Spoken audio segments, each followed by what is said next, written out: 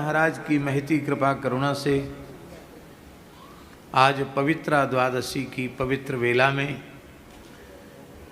सूर्यश्याम गो आराधन महोत्सव के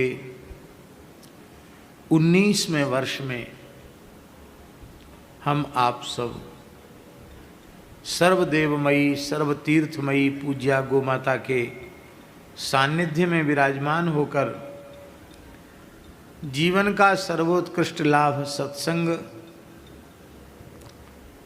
प्रातः काल लीला और अपराह्न काल में कथा के माध्यम से, किंतु आज क्रम बदला है, पूर्वाह्न काल में कथा है और अपराह्न काल में रास है। हम लोग नित्य लीला कथा के माध्यम से मानव जन्म का सर्वोत्कृष्ट फल सत्संग प्राप्त कर रहे हैं।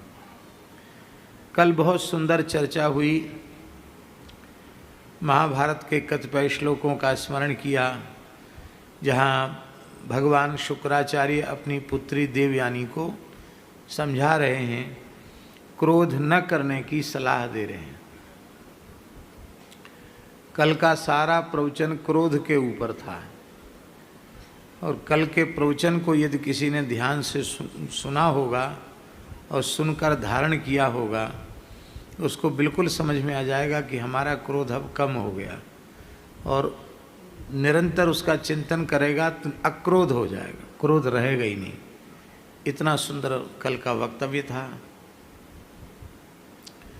तो कल क्रोध ने सोचा कि हमारी बड़ी फजीयत करी महाराज ने, क्रोध न करने की सलाह दी। तो क्रोध एक व्यक्ति में आविष्ट हो करके गौशाला में प्रविष्ट हो गया। उसने खूब तांडव किया और फिर क्रोध फिर बाहर चला गया। क्या करें भाई, जिसके बारे में आप पीछे पड़ोगे, क्रोध को त्यागो, क्रोध को त्यागो। तो क्रोध ने कहा भैया क्रोध नहीं रहेगा तो कलयुग कैसे रहेगा, सतयुग आ जाएगा, कलयुग रहना चाहिए। इसलिए क्रोध कल के प्रवचन के बाद ही, ज़्यादा समय नहीं लगा, हैं, आधा घंटे बाद क्रोध मूर्तिमंत होकर आ गया। लेकिन भैया जहाँ पूज्य पंडित जी महाराज की चेतना विराजमान है, पूज्य बाबा श्री ठाकुरदास जी की चेतना प्रतिष्ठित है, जहाँ पूज्य सद्गुरुदेव भगवान की भक्तमाली जी की भावमयी सन्निधि है, श्रीमन महाप्रभु जी, गुसाई जी, सूरदास जी जहाँ आज भी विराज रहे हैं, जहाँ सर्वदेवमयी सर्वतीर्थमयी पूज्या गौ माता विराज रही है, भला वहाँ विकारों का प्रवेश कैसे हो सकता है? क्रोध आदि का प्रवेश वहाँ नहीं हो सकता। हर परिस्थिति में हमें अपना समाधान करके रखना है। व्यवहार के नाते कोई बात है तो उसका समाधान भी खोजना पड़ेगा, करना चाहिए, करना पड़ेगा। लेकिन वो समाधान करते हुए भी, व्यवहार में वर्तते हुए भी हम अपने चित्त को क्षोभ रहित बना करके रखें, शांत रखें। जहाँ कहीं थोड़ी देर तेज से हल्ला गुल्ला हो जाए, वहाँ भी एक भीड़ इकट्ठी हो जाती। पर कल हमारे ठाकुर जी के सहस्रार्चन का समय था, लेकिन सहस्रार्चन वाले ही तमाशा देखने चले गए तो थोड़ी देर हमको प्रतीक्षा करनी पड़ी। लेकिन श्री हरिगुरु संतों की कृपा से हमारे मन में तनिक भी हलचल नहीं हुई, एकदम चित्त यथावत रहा। और उस समय यही बात मन में आई, आज क्रोध की ज़्यादा चर्चा हुई तो क्रोध ने सोचा चलो हम भी गौशाला दर्शन करें हमें। तो क्रोध आके देहरी पे दस्तक देके चला गया। बोलो वृंदावन बिहारी लाल की जय। मनुष्य जो कुछ भी अपकर्म करता है, अपराध करता है, भगवान के प्रति, गुरुजनों के प्रति, संतों के प्रति, गौ माता के प्रति, माता पिता के प्रति, किसी भी प्राणी के प्रति मनुष्य जो अपराध करता है, उस अपराध का मूल क्रोध ही है। क्रोधी मनुष्य का विवेक नष्ट हो जाता है और फिर उसे यह खबर नहीं पड़ती कि गुरुजी हैं कि पिता माता हैं कि संत हैं कि भगवंत हैं। अपने से बड़ों की परवाह पर उसे नहीं रह जाती और इसमें ही वह अपना सर्वस्व नाश कर लेता है। इसलिए कम से कम हम लोग जो सत्संग में बैठते हैं, सत्संग का आश्रय लेते हैं, उनके ऊपर तो कम से कम सत्संग का प्रभाव होना ही चाहिए। आगे की आज कथा का हम स्मरण कर रहे हैं। अथ विंशोऽध्यायः। श्रीशुक उवाच पूर्वोर्वंशं प्रवक्ष्यामि यत्र जातोऽसि भारत यत्र राजर्षयो वंश्या ब्रह्मवंश्याश्च जज्ञिरे। सुखदेव जी कहते हैं कि राजर्षि परीक्षित, अब मैं पुरुवंश का वर्णन करके सुना रहा हूँ। यत्र जातोसी, इस पुरुवंश में ही तुम्हारा जन्म हुआ है। इस पुरुवंश में राजर्षि भी हुए और ब्रह्मर्षि भी हुए। पुरु का पुत्र जन्मेजय हुआ। जन्मेजय का, ये जन्मेजय आगे आने वाले जन्मेजय से अलग है। पुरु का पुत्र जन्मेजय, जन्मेजय का प्रचन्वान, प्रचन्वान के प्रवीर, प्रवीर के नमस्यु, नमस्यु के चारुपद और चारुपद से सुद्यु, सुद्यु से बहुगव और बहुगव से संयाति, संयाति से अहमयाति, अहमयाति से रौद्रास्व। रौद्रास्व के 10 पुत्र हुए।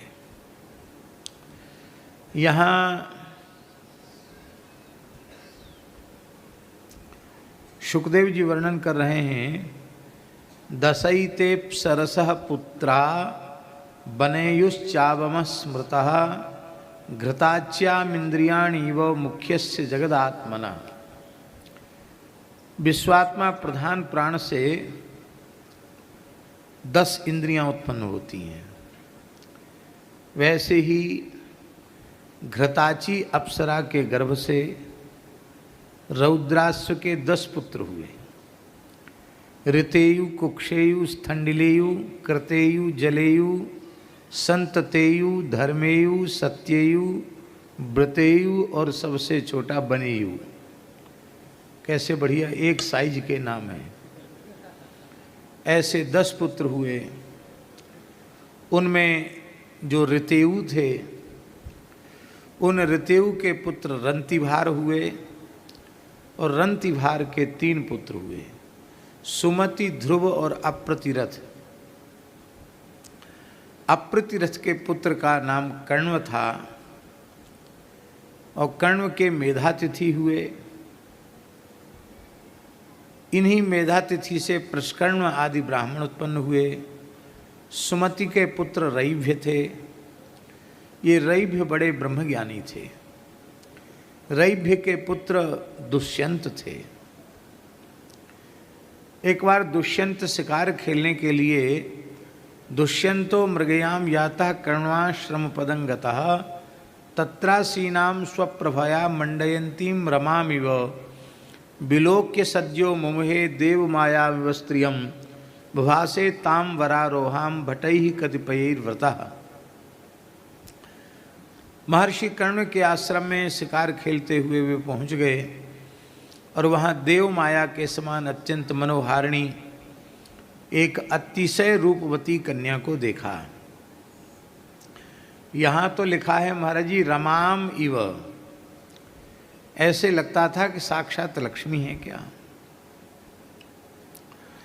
उसकी अंग कांति से संपूर्ण आश्रम जगमगा रहा था। मन में विचार करने लगे कि मैं चक्रवर्ती सम्राट अवश्य हूँ, पर ऐसी अनिंद्य अपूर्व सुंदरी आज तक मैंने कहीं देखी नहीं और सुनी नहीं। उनके मन में, दुष्यंत के मन में बड़ा आनंद हुआ और उसे प्राप्त करने की तीव्र इच्छा उत्पन्न हो गई। थकावट दूर हो जाने के बाद बड़ी मधुर वाणी में उन्होंने कहा कि कात्वम कमलपत्राक्षी कश्यासि हृदयंग में किंबा चिकीर्षितम त्वत्र भवत्या निर्जनम बने। कितनी बढ़िया प्रेम में सराबोर लच्छेदार भाषा में राजर्षि दुष्यंत बात कर रहे हैं। हे कमल दल के समान सुंदर नेत्रों वाली देवी, तुम कौन हो? कस्यासी, किसकी पुत्री हो? और हृदयंग में तुम अपनी रूप माधुरी से बरबस मुझे अपनी ओर आकृष्ट करने वाली हो। इस निर्जन वन में तुम क्या करना चाहती हो?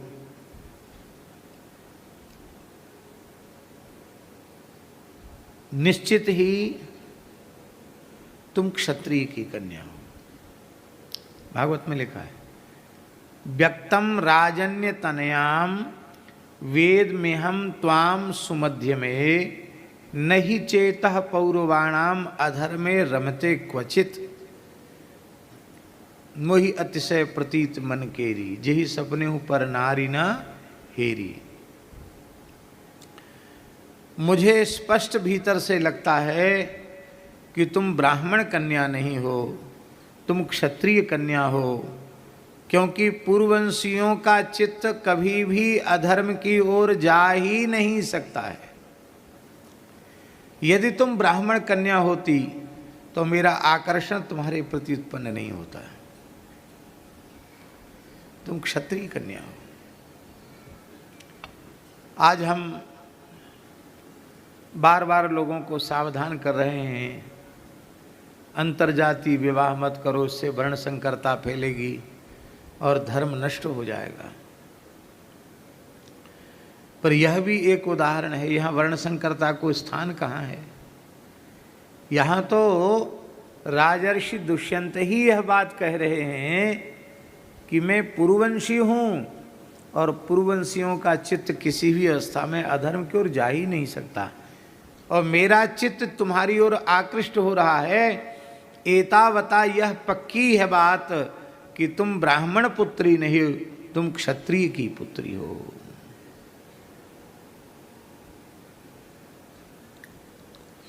शकुंतलोवाच, शकुंतला ने कहा, विश्वामित्रात्मजैवाहं त्यक्ता मेनकया वने वैदे तद्भगवान कर्णो वीर किंकर वामते। आप बिल्कुल ठीक कह रहे हैं। मैं विश्वामित्र के द्वारा उत्पन्न मेनका की गर्भ से उत्पन्न कन्या हूँ। वह मुझे छोड़कर वन में चली गई। पक्षियों ने मेरा पालन पोषण किया, इसलिए मेरा नाम शकुंतला हुआ। और यह सारा रहस्य भगवान कर्ण जानते हैं। हे वीर, मैं आपका क्या स्वागत करूं?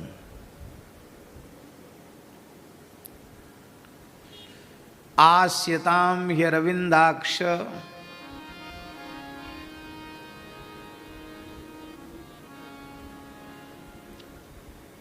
भैया जी, जैसा संबोधन दूसरे को करोगे वैसा ही उलट कर तुम्हारे लिए बात आएगी। कुबड़ी सुंदरी होती है क्या? जिसके कुबड़ निकला हो तो सुंदर नहीं होता। और मथुरा में जब भगवान श्री कृष्ण गए तो उन्होंने कुबड़ी नहीं कहा, ए कुबड़ी, ये चंदन कौन को घिसके ले जा रही है? तो दो चार गारी जरूर देती कुबरी। लेकिन भगवान ने कुबरी को कुबरी नहीं कहा, भगवान ने उससे सुंदरी कहा। सुंदरी, यह चंदन घिसकर किसके लिए ले जा रही हो? उसने सुंदरी कहा तो उसने भी कहा, दास्यस में हम सुंदर कंस सम्मता। तुम मुझे सुंदरी कहते हो तो मैं तुम्हें भी सुंदर कहती हूं। वो कहती, अरे कुबड़ी, तो वो इतना तो जरूर करती, हमारी कुबड़े देख रहे हो, अपने नाई दिख रही, 3 जगह थे टेढ़ो ऐसो कछु ना है, कह सकती थी कि नहीं? लेकिन ठाकुर जी ने उसे सुंदरी कहा तो उसने ठाकुर जी को सुंदर कहा। ऐसे ही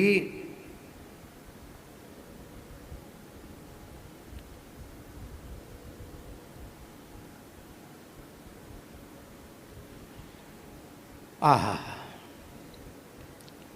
राजर्षि दुष्यंत ने का तुम कमल पत्राक्षी कहा, कमल नयनी कहा। उसने भी कहा, शकुंतला ने भी, कि आस्यताम ह्यरविंदाक्ष, हे कमल नयन बैठिए विराजिए। गृह्यता मर्हणम मम, मेरी पूजा को स्वीकार कीजिए। तो यहां वन में तुम क्या सेवा करोगी, क्या पूजा करोगी? बोले भुज्यताम संति निवारा उष्यताम यदि रोचये। यदि तुम्हें कुछ खाने की इच्छा हो तो भुज्यताम खाइए। क्या खाएं? निवारा संति। निवार जानते हैं किसको कहते हैं? एक खेत जोतने पर चावल होता है, रोपने पर धान होती, फिर चावल निकलता है। और एक ऐसे ही अपने आप जंगल में जहाँ कहीं गड्ढों में पानी भर जाता, वहाँ एक लाल रंग का चावल पैदा हो जाता है, उसको तिन्नी का चावल कहते हैं। वो मुनि अन्न है, फलाहार में भी वो चलता है। एकादशी में तो नहीं लेना चाहिए, किंतु अन्य फलाहारों में वो चलता है, क्योंकि यह मुन्यन्न है, मुनि अन्न है।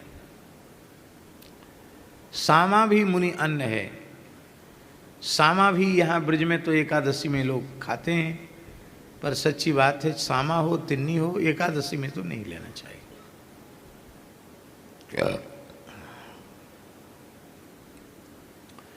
तो मुनि लोग जो अन्न खाते वो उपलब्ध है। निवाराः संति भुज्यताम, खाइए। और यदि आपकी इच्छा हो तो यहाँ किसी पर्णकुटी में आपको ठहरने का प्रबंध कर दिया जाए, उसमें ठहरिए। दुष्यंत ने कहा, सुंदरी तुम कुशिक वंश में उत्पन्न हुई हो, इसलिए उत्पन्न मिदम शुभ्रु जातायाः कुशिकान्वये। कुशिक वंशी जो क्षत्रिय हैं वो अतिथि के सत्कार में बड़े उत्कृष्ट माने जाते हैं। तो विश्वामित्र जी कुशिक वंशी ही हैं। उनकी तुम बेटी हो तो बाप के लक्षण तो बेटी में आने चाहिए, इसलिए तुम इतना सुंदर सत्कार कर रही हो। और देखो, यह आतिथ्य सत्कार तुम्हारे सर्वथा स्वरूपान रूप है। और एक बात और मैं अपनी ओर से तुम्हारे बिना पूछे कहना चाहता हूँ कि ब्राह्मण कन्या स्वयंवरा नहीं हो सकती, उसके लिए निषिद्ध है। पर क्षत्रिय कन्याएं, राजकन्याएं स्वयंवरा हो सकती हैं। उनको ये छूट है कि वो अपने पिता माता की अनुमति से किसी योग्य पुरुष का वरण कर लें। स्वयं ही वृणते राज्ञाम कन्यायाः सदृशम विरंबरम। कन्या अपने योग्य वर का चयन कर ले और वरण कर ले। शकुंतला ने दुष्यंत के इंगित को समझ लिया कि ये मुझे वर्ण करने की प्रेरणा दे रहे हैं। तब राजर्षि दुष्यंत ने देश काल और शास्त्र की आज्ञा का स्मरण करके गांधर्व विधि से धर्मानुसार शकुंतला के साथ विवाह किया। कल एक जो चर्चा हमने की थी, बिना विवाह के युवक युवतियों को साथ रहना, ये कितना अधर्मपूर्ण है।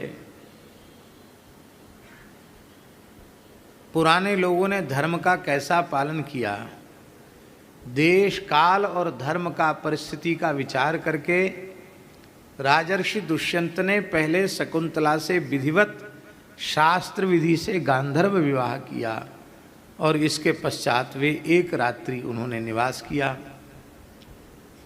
शकुंतला विवाह के पूर्व ही ऋतुमती हो चुकी थी। वह ऋतु स्नान के पश्चात ही अपने आश्रम में विराजमान थी और उसी समय दुष्यंत का प्रवेश हुआ है। तो अनुकूल अवसर के कारण उसी रात्रि में गर्भाधान हुआ। अमोघ वीर्यो राजर्षिर महिष्याम वीर्यमाददे स्वभूते स्वपुरम यातः काले नासूत सासुतम।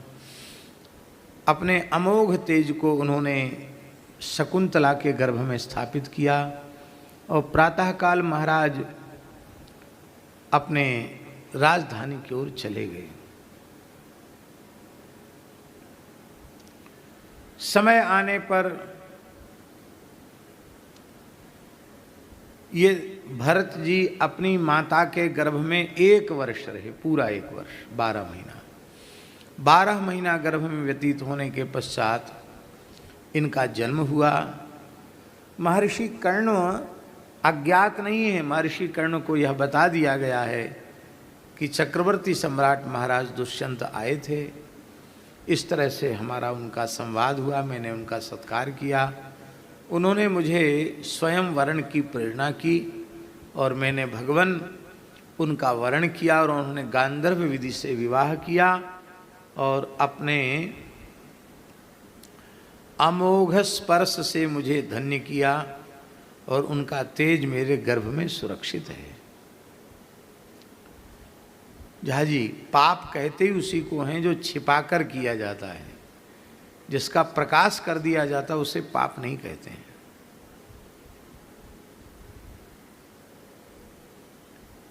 यदि शकुंतला छिपाती तो यह पाप बन जाता है, किंतु शकुंतला ने छिपाया नहीं। महाराज ऋषि महर्षि कण्व ने उस बालक के जातकर्म संस्कार किए और वह इतना विलक्षण तेजस्वी बालक था कि सिंह व्याघ्र आदि भी उस बालक की गंध से डरते थे। कहते छोटा बच्चा भी, दूध पीने वाला बच्चा, शेर और बाघ डरे, ऐसा कैसे? तो इसका उत्तर लिखा है हरे रंशांश संभूतम, वो भगवान का ही अंश था।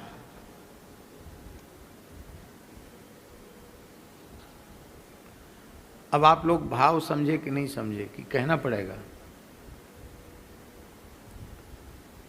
दुष्यंत जैसे सदाचार संपन्न धर्मनिष्ठ व्यक्ति और शकुंतला जैसी अत्यंत पवित्रा कन्या, उन्हीं के संयोग से भगवान का अंश प्रकट हो सकता था। इसीलिए उनका चित्त दैव की प्रेरणा से उधर आकृष्ट हुआ और उसी रात में गर्भ की स्थिति हुई। ये भरत जी महाराज जो हैं, राजर्षि भरत, ये साक्षात भगवान का अंश हैं, भगवान की विभूति है। इतिहास में भरत नाम के 3 महापुरुष हुए।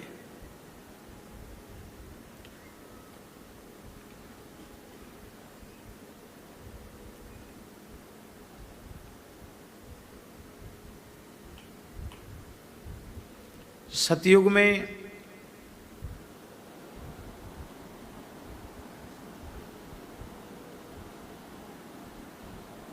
भगवान ऋषभदेव के पुत्र भरत हुए।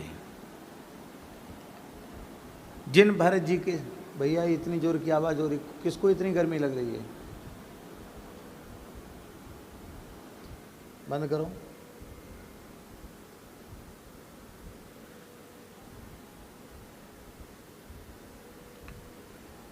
राजर्षि भरत, ऋषभदेव जी के पुत्र भरत, जिनके संबंध में शुकदेव जी का वचन है, नानु वर्तमार्थ हति निपो मक्षिकेव गरुत मतः आर्षभस्येह चरितम भरतस्य महात्मनः। महात्मा राजर्षि भरत के चरित्र की बराबरी संसार का कोई राजा नहीं कर सकता। जैसे मक्खी गरुड़ जी की बराबरी नहीं कर सकती, ऐसे ही भरत जी के चरित्र की बराबरी कोई नहीं कर सकता। कैसी विचित्र बात है। 1 करोड़ वर्ष तक भरत जी ने शासन किया। कितने समय तक? 1 करोड़ वर्ष तक। और 1 करोड़ वर्ष की आयु में उनका एक भी बाल पका हुआ नहीं था। एकदम 25 वर्ष का युवक जैसे हो, ऐसी उनकी अवस्था थी।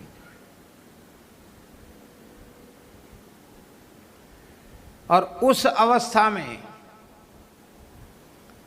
आपने चक्रवर्ती सम्राट पद का त्याग किया। कैसे त्यागा? सुखदेव जी कहते, जहऊ युवैव मलवदुत्तम श्लोक लालसा। उत्तम श्लोक लालसा मलवद जहऊ। जैसे कोई व्यक्ति मल का त्याग कर देता है, ऐसे ही संसार के भोगों का त्याग कर दिया। इतने पवित्र आत्मा हुए यह कि पहले इस देश का नाम अजनाभ वर्ष था, और भरत जी के दिव्य गुणों के कारण अजनाभ नामई तद वर्षम यत आरभ्य भारत वर्ष मिति व्यपदिशंति, पंचम स्कंध में लिखा है। अजनाभ नाम वाले इस वर्ष को तब से भारत वर्ष कहा जाने लग गया। ये सतयुग के भरत जी हैं, ये सतयुग के हैं। और त्रेता के भरत जी को तो आप सब जानते ही हैं। राम प्रेम मूर्ति तनु आही। प्रेम सदा अमूर्त होता है, पर प्रेम की यदि साक्षात कोई प्रतिमा है तो यह प्रेम मूर्ति श्री भरत लाल जी है। भरत जी प्रकट न होते तो प्रेम तत्व का परिचय ही किसी को प्राप्त न होता।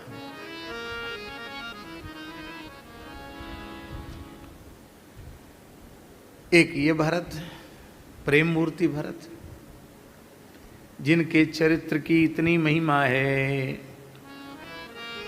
कि भरत चरित करने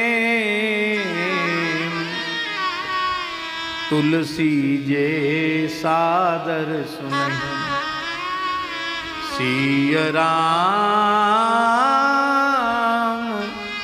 पद प्रेम अवसि होय भवरस विरति। आदर पूर्वक जो भरत जी के चरित्र का श्रवण करते हैं, श्रवण करने के अव्यवहित उत्तर क्षण में 2 फल मिल जाते हैं। कौन कौन? एक तो श्री राम पद प्रेम होए अवश्य, अवश्य ही श्री सीताराम जी के चरणों में प्रेम हो जाता है। और देहली दीप कन्या से उधर भी अवश्य लगे, अवश्य होए भवरस विरति, शरीर संसार से अवश्य ही वैराग्य हो जाएगा।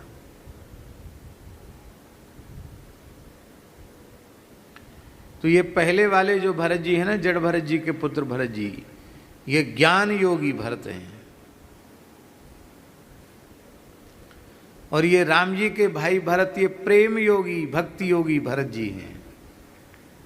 और ये दुष्यंत पुत्र जो भरत जिनकी चर्चा हम लोग कर रहे हैं, ये क्या हैं? ये निष्काम कर्म योग के आचार्य हैं। ये कर्मयोगी भरत हैं। तो ज्ञान योग में यदि सर्वोत्कृष्ट किसी का उदाहरण देना है तो ऋषभ देव जी के पुत्र भरत जी का, भक्ति योग में किसी का उत्कृष्ट उदाहरण देना है तो श्री राम जी के भाई भरत जी का, और यदि निष्काम कर्म योग का कोई उदाहरण प्रस्तुत करना है तो वह है श्री दुष्यंत नंदन